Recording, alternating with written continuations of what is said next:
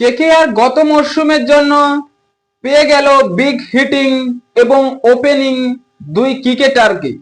হ্যাঁ বন্ধুরা, আইপিএল 2026-এর জন্য এই দুই ক্রিকেটার এবার কেকেআর এ এসে মাতাতে চলেছে।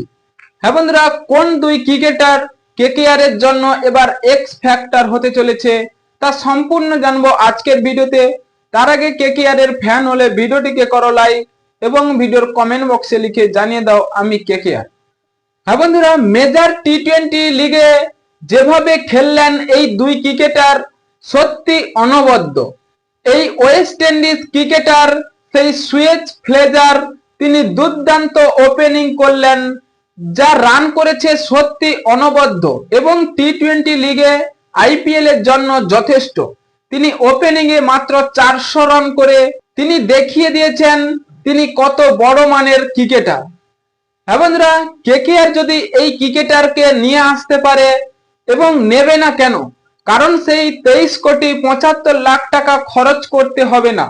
তাই কেকেআর এই ছোট ক্রিকেটারদের নিয়ে এলে তাদের কম পার্স খরচ করতে হবে এবং এরা এসে অবশ্যই ভালো ক্রিকেট খেলবে। কারণ বড় ক্রিকেটার যাদের বেশি টাকা দিয়ে আনা হয় তারা হয়তো খেলতে পারে না, কিন্তু এই সব কমা দামি ক্রিকেটারকে নিয়ে এসে কেকেআর ওপেনিং যদি করায় সত্যি ভালো পারফরমেন্স করবে। কেকেআর ম্যানেজমেন্টকে লক্ষ্য রাখতে হবে যে কারা ঠিকঠাক খেলছে কারা ভুল খেলছে। তাই যাদের পারফরমেন্স ভালো তাদেরকে তো অবশ্যই নেওয়া উচিত। হ্যাঁ বন্ধুরা, এই ওয়েস্ট ইন্ডিজ ক্রিকেটার সেই সুনীল নারিনের সঙ্গে যদি ওপেনিং করে সত্যি কেকেআর 2026 সালের জন্য অনেকটাই কার্যকারী হতে পারে।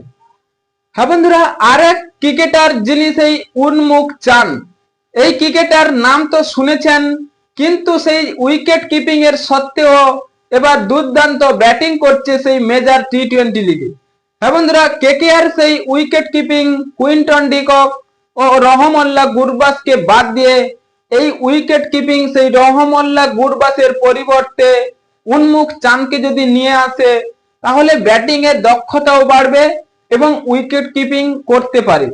তাই কেকেআর সেই সব কুইন্টন ডিকক ও রহমতুল্লাহ গুরবাজকে অবশ্যই ছাড়তে হবে। তাই যদি ছাড়ে এই উন্মুক চান কেকেআর এর জন্য এক্স ফ্যাক্টর হয়ে অনেক কিছু করে দেখাবে 2026 সালে। হ্যাঁ বন্ধুরা, আইপিএল ম্যানেজমেন্ট এবং মিনি অকশনে এই দুই ক্রিকেটারের ওপর ঝাঁপাবে কেকেআর।